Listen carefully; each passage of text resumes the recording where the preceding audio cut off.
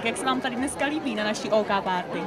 Já myslím, že to je úplně OK, až na to, že jsem teda zjistila, že se nerožní prase, ale krůta. To bylo trošku trapas, když jsem si šla pro maso. Ale nebyla jsem sama, spletla se i moje bývalá kolegyně z VIP zpráv Lenka Špolarová. Aha, tak to mě mrzí, tak doufám, že vám chutnala i ta kruta. Jo, jako byla dobrá. No. Já radši dávám přednost těm kuřatům než těm prasatům, takže v pohodě. Jasně, super. No a čtete náš časopis? Znáte ho vůbec?